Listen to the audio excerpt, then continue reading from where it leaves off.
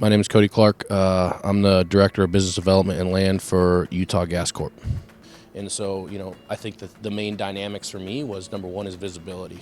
Like, if you don't have visibility into your program or your product, then it's really, really hard to make changes. So if I can't see what's happening within, then I don't know how to make or affect change.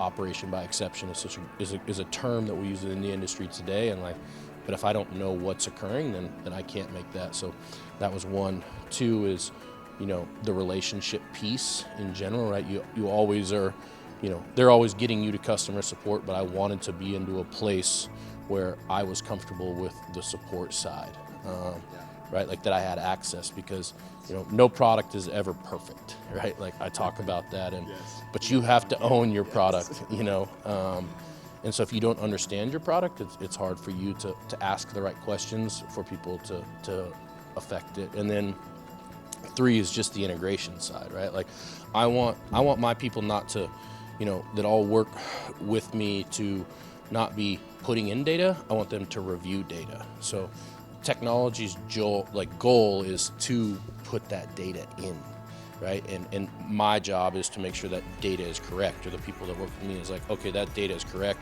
And not only just correct, but like, hey, let's look at our deck and see where within that data can we affect change.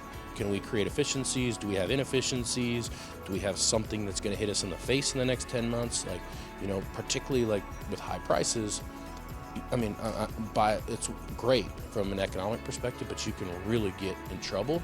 And if you can't see your data, you don't know, right? And the midstream is such an important sphere, because we've got 4 different outlets for our gas plants. So, I can move any of my gas on my system, it's looped, in any month to 4 different markets. And so that creates imbalances and other things that becomes confusing. So just because I have the dollars in hand, if I don't know how to allocate those dollars back correctly, the dollars in hand are actually more noise than they are help.